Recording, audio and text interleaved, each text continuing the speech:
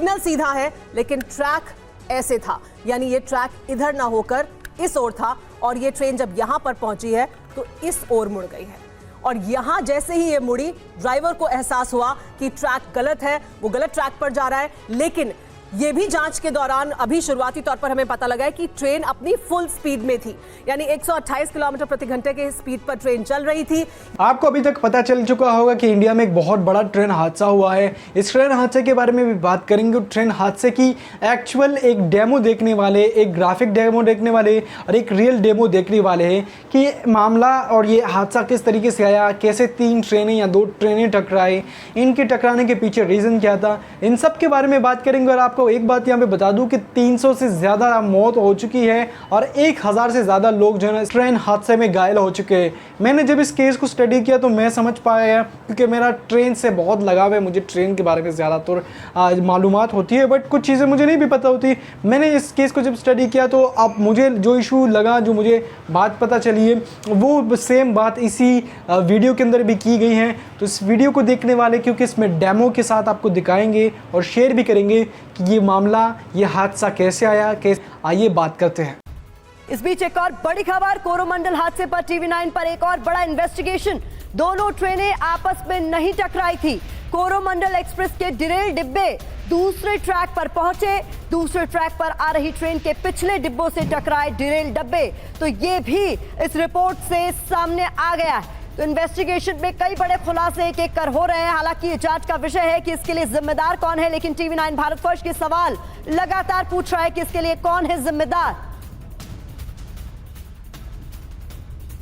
तो ये दर्दनाक हादसा आखिरकार कैसे हुआ, ये समझाने के लिए हमने अपने स्टूडियो में एक डेमो तैयार किया है। हादसे की बारीकियों को समझाने के लिए एक एक्सपर्ट पैनल भी हमारे साथ मौजूद है। आइए सीधे चलते हैं डेमो सेंटर में। तो हमारे डेमो सेंटर में सुमेरा मौजूद है एक्सपर्ट पैनल के साथ। सुमेरा, आपके साथ जो एक्सपर्ट्स मौजूद हैं, जरा उनका भी रुख कीजिए और बताइए आज किस तरीके से अपने स्टूडियो की मदद से हम समझाने वाले हैं कि आखिरकार ये हादसा कैसे हुआ। जी हाँ, हमारे साथ खास मेहमान मौजूद हैं। हमारे साथ रविंद्र गुप्ता जी मौजूद हैं जो डीजी सेफ्टी हैं इंडियन रेलवेज। हमारे साथ राजेश अग्रवाल जी मौजूद है, head of rolling stock as railway board member in Indian railway. लेकिन हमारा जो ये डेमो सेंटर है प्रतिमा, ये बहुत अहमियत रखता है क्योंकि हमने एग्जैक्टली कोशिश की है कि हम रेप्लिकेट करें जहां पर ये हादसा हुआ, ठीक उसे बताने की कोशिश करें कि दरअसल ये हादसा किस तरह से हुआ। जो शुरुआती रिपोर्ट हमारे पास आई है, जो शुरुआती रिपोर्ट सामने रखी गई है, जिसमें तमाम 1-2 नहीं 8 से 9 रेलवे के बड़े अधिकारी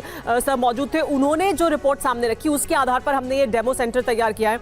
और ये डेमो सेंटर जो बताता है वो मैं शुरुआती तौर पर बताती हूँ और फिर हमारे जो एक्सपर्ट्स हैं प्रतिमा, उनसे समझने की कोशिश करेंगे। तो दरअसल देखिए, ये देखिए, ये अप लाइन है और ये डाउन लाइन है, ये हम समझाएंगे। ये डेमो है और इसके जरिए आपको पूरी तरह से, अगर आप ये देखते रहेंगे, टीवी9 भारतवर्ष के साथ बने रहिए, हम आपको एक एक बारीकी बताएंगे और आपको दरअसल समझ आएगा पूरी तरह से कि ये हादसा कैसे हुआ है। बिल्कुल, देखिए इस पर हम आए उससे पहले कुछ बारीकियां आपके सामने रखना बहुत जरूरी हो जाता है। डेमो भी करके आपको दिखाएंगे, लेकिन कुछ ग्राफिक्स और हमने आपके लिए तैयार किए हैं। हाईटेक ग्राफिक्स के जरिए आपको दिखाते हैं कि पूरा हादसा आखिरकार हुआ कैसे है। तो इसको समझाते हैं आपको। ये देखिए, ये आप ग्राफिक्स की मदद से देख रहे हैं कि किस तरीके से आपको एक मेन लाइन नजर आ रही है, फिर आपको यहाँ पर दूसरी लाइन भी नजर आ रही है, 2 ट्रेनें ऑपोजिट डायरेक्शन में जाती हुई नजर आ रही है। लेकिन जो कोरोमंडल है, जिसे मेन लाइन पर जाने का सिग्नल मिला था, वो चली जाती है लूप लाइन में, जो वहां पर ऑलरेडी मौजूद मालगाड़ी से टकराती है डिरेल होने के बाद। और उसके बाद दूसरी तरफ से आ रही ट्रेन के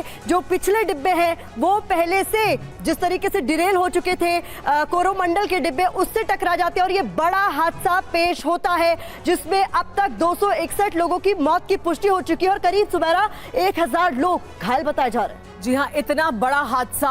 और ये जो अभी हमने आपको ग्राफिक्स के जरिए दिखाया, जो हमने आपको एनिमेशन के जरिए दिखाया, उसी का एग्जैक्टली एक डेमो हमने यहाँ पर तैयार किया है। हमारे साथ खास मेहमान मौजूद हैं जो हमें एक्सपर्ट ओपिनियन देंगे इस हादसे पर। लेकिन एग्जैक्टली जो प्रतिमा आपने अभी दिखाया है, जिस तरह का हमने रिक्रिएशन किया, किस तरह से यह हादसा हुआ, उसी का ये डेमो है। हम अपने दर्शकों को भी समझाएंगे दरअसल इस डेमो के जरिए कि यह हादसा किस तरह से हुआ, जो शुरुआती जांच हमारे पास रिपोर्ट आई है उसके मुताबिक सर, और फिर उस पर आपका एक्सपर्ट ओपिनियन लेंगे कि दरअसल ये कैसे हुआ है। तो देखिए, ये अप लाइन है और ये डाउन लाइन है। ठीक इसी तरह से एक लाइन अप लाइन थी, ये मेन लाइन थी, ये डाउन लाइन थी। इस पर कोरोमंडल एक्सप्रेस आगे बढ़ रही थी और देखिए ये सिग्नल है। अगर ट्रेन को सीधे जाना होता है। सर अगर मैं कहीं पर गलत बताऊं या कोई जानकारी में कमी हो तो आप मुझे करेक्ट कर सकते हैं, लेकिन अगर ट्रेन को सीधे जाना होता है तो ये जो सीधा जो ग्रीन सिग्नल है वो ग्रीन रहता है, यानी यहाँ पर ग्रीन सिग्नल था। शुरुआती रिपोर्ट में बताया गया है कि ये जगह यानी यहाँ पर जो सिग्नल है ऊपर की तरफ, अगर ये ट्रेन को लूप लाइन में जाना होता तो इस तरफ ग्रीन सिग्नल होता, लेकिन उसे सीधे जाना था इसलिए सिग्नल सीधा यानी यहाँ पर ग्रीन था। और ये ट्रेन ऐसे, और देखिए ये समझिए, ये बहुत जरूरी है समझना, ये है लूप लाइन में जाने का इशारा और ये है सीधे जाने का इशारा। यानी अगर ये ट्रेन ऐसे जाएगी तो यहाँ से ये सीधे आगे बढ़ती चली जाएगी। देखिए ये ट्रेन ऐसे सीधे चली जाएगी और ये इस तरफ रहेगा, यानी ये जो ट्रैक है वो ऐसे रहेगा और ट्रेन ऐसे सीधी जाएगी। इसे ऐसे जाना था जी। इसका जो पिछला सिग्नल है जी, उसी से ड्राइवर को पता लग जाता है कि उसको सीधे जाना है। और जो रिपोर्ट है वो ये बता रही है कि पिछला सिग्नल ग्रीन था, उसको सीधे जाने के लिए सिग्नल दिया गया था। जो शुरुआती रिपोर्ट हमारे सामने आई है जिसमें कि जो रेलवे के तमाम बड़े अधिकारी हैं उन्होंने रिपोर्ट सामने रखी है, तो जो सिग्नल था वो सीधे जाने के लिए था। ट्रैक ऐसे होना चाहिए था, यानी ट्रैक का मूवमेंट ऐसे होना चाहिए था, ऐसे नहीं, ऐसे होना चाहिए था और ये सीधे चली जाती और कोई हादसा नहीं होता। लेकिन दरअसल क्या हुआ है ये समझिए, ये सिग्नल सीधा है लेकिन ट्रैक ऐसे था, यानी ये ट्रैक इधर ना होकर इस ओर था और ये ट्रेन जब यहां पर पहुंची है तो इस ओर मुड़ गई है। और यहां जैसे ही ये मुड़ी, ड्राइवर को एहसास हुआ कि ट्रैक गलत है, वो गलत ट्रैक पर जा रहा है। लेकिन ये भी जांच के दौरान अभी शुरुआती तौर पर हमें पता लगा है कि ट्रेन अपनी फुल स्पीड में थी, यानी 128 किलोमीटर प्रति घंटे के स्पीड पर ट्रेन चल रही थी। यहां पर पहले से मालगाड़ी मौजूद थी लूप लाइन में जो थी, और यहां पर हादसा हुआ, ये ट्रेन जाकर इसके ऊपर चढ़ गई, यहां पर ये बड़ा हादसा हुआ। दरअसल इस तरह से हुआ हादसा। लेकिन सर हम जो आपसे समझना चाहते हैं वो ये कि सिग्नल अगर सीधे जाने का था तो ट्रैक ऐसे क्यों था, और आप इसमें ये भी ऐड कीजिएगा क्योंकि आपकी तरफ से कहा गया कि ये भी बताता है कि इसकी स्पीड इस तरीके से थी कि ड्राइवर को भी इस बात का अंदेशा था कि उसे सीधे ही जाना था, क्योंकि अगर उसे मुड़ने का आइडिया होता तो स्पीड इतनी तेज होती ही नहीं। लेकिन स्पीड तेज थी, ड्राइवर सीधे जाना था। जैसे ही यहां पर मुड़ा, ड्राइवर को यह एहसास हुआ कि उसके पास सिग्नल सीधे जाने का है लेकिन ट्रैक ऐसे है, गाड़ी ऐसे मुड़ती है। सर ये कौन सी कंडीशंस होती हैं जब इस तरह की घटना हो सकती है? अगर मैं एक एक कर सर आपसे जानूं कि क्या बड़ी वजह, मुख्य वजह हो सकती है कि ऐसा क्यों हुआ? टेक्निकल फॉल्ट है, ह्यूमन एरर है, दरअसल क्या हुआ है यहाँ? देखिए दरअसल फाइनली क्या हुआ, ये इसके लिए तो काफ़ी डिटेल्ड इन्वेस्टिगेशन लगती है और एक्सपर्ट्स जो हैं वो फील्ड में देख रहे हैं जी। लेकिन इसमें इस एक्सीडेंट में एक बड़ी खास चीज़ है कि अप्रोचिंग गाड़ी को, जिसको हम कहते हैं रन थ्रू सिग्नल्स मिले हुए थे, उसको इस स्टेशन पर रुकना नहीं था और वो जानता था सीधी लाइन पे वो आगे निकल जाएगा जी। और इसी तरह जो दूसरी वाली डाउन लाइन है उसके ऊपर लेकिन नेपाल जो है वो काफी अच्छा काम कर रहा है, बट तो ये दोनों गाड़ी साइमल्टेनियसली रन थ्रू कर रही थी इस टाइम स्लॉट के भीतर स्टेशन से। तो ड्राइवर का अपने मुड़ने से पहले ब्रेक लगाने का या समझने का कोई स्कोप नहीं था, और गाड़ी की स्पीड करीब 120-130 किलोमीटर है जी। तो 30 से 35 मीटर्स पर सेकंड उसकी नज़रों के सामने से गुजरता है। तो ऐसे में उससे उम्मीद रखना कि वो उस थोड़ी सी शाम के समय पे इस पॉइंट को देख पाएगा, इसको पहचान पाएगा, तो वो असंभव है। राजेश सर, आपकी नज़र में ये टेक्निकल फॉल्ट ज़्यादा नज़र आता है या फिर ह्यूमन एरर यहाँ पर ज़्यादा है? नहीं, ये जो पहला फॉल्ट है ये तो अधिकतर मुझे टेक्निकल नज़र आ रहा है। ह्यूमन एरर इसमें तब हो सकता है जब वहाँ पे मान लीजिए कुछ मैनुअल मेंटेनेंस या कुछ मैनुअल अटेंशन दी जा रही हो बाय चांस। तो इसमें ये देखना ज़रूरी होगा कि जो इसकी प्रीवियस ट्रेन जो थी, जो इस पोर्शन से गई थी जी, उसका क्या कंडीशन थी, वो सीधी निकल गई या नहीं निकल गई।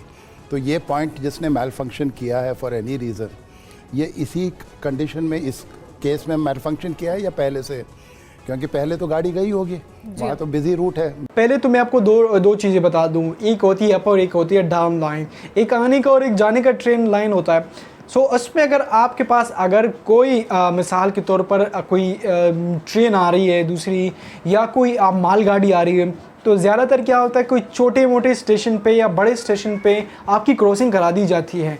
क्रॉसिंग मतलब ये होता है कि जब भी आप किसी छोटे स्टेशन पे भी जाते हैं तो वहाँ पे ज़्यादा से ज़्यादा 3 लाइन होती है। 2 जो है ना आने जाने के जो मेन लाइन जिसे कहते हैं, और 2 लाइनें एक्स्ट्रा होती है अगर आपको किसी ट्रेन को पास होना होता है तो वो चला जाता है। वैसे अगर आपने देखा होगा जो मालगाड़ियाँ होती हैं, जो मालगाड़ियाँ हैं वो किसी भी स्टेशन पे नहीं रुकती। वो मालगाड़ियाँ कहीं ना कहीं पे सिर्फ और सिर्फ डीजल भरवाने के लिए, इंजन चेंज होने के लिए ही खड़ी होती है। तो मालगाड़ियाँ तो सीधी जाती है। बट अगर हम दूसरी ट्रेनों के बारे में बात करें, कोई लोकल ट्रेन हो गई या जो अगर आप देखें दूसरी जो छोटी मोटी ट्रेन होती है वो खड़ी होती है। बट जब एक एक्सप्रेस ट्रेन होती है वो खड़ी नहीं होती, वो चलती है। तो एक ट्रेन जो है वो एक मालगाड़ी, जहाँ बताया जा रहा है कि मालगाड़ी एक लूप लाइन पे खड़ी हुई थी, मतलब एक सिंगल खाली लाइन पे जिसपे मेन लाइन का आना जाना नहीं है। और एक जो है ना वो इस साइड पे आ रही थी ट्रेन, चाहिए ना, एक वहाँ से आ रही थी।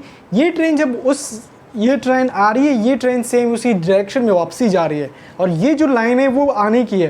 तो यहाँ पे जो है वो मालगाड़ी खड़ी हुई थी, ये लाइन और ये लाइन के बीच में समझ लो कि एक कनेक्शन बना हुआ है, एक टर्न होने के लिए कनेक्शन है कि आप इस लाइन से उस लाइन पे जाओ। अगर इस लाइन पे सामने से कोई ट्रेन आ रही है, बट क्या हुआ यहाँ पे मामलात कुछ और ही थे। यहाँ पे मामलात ये थे, जो ये वाली ट्रेन थी जो सीधी चलनी थी वो थोड़ी सी लेट हो गई है, मुझे जहाँ तक लग रहा है।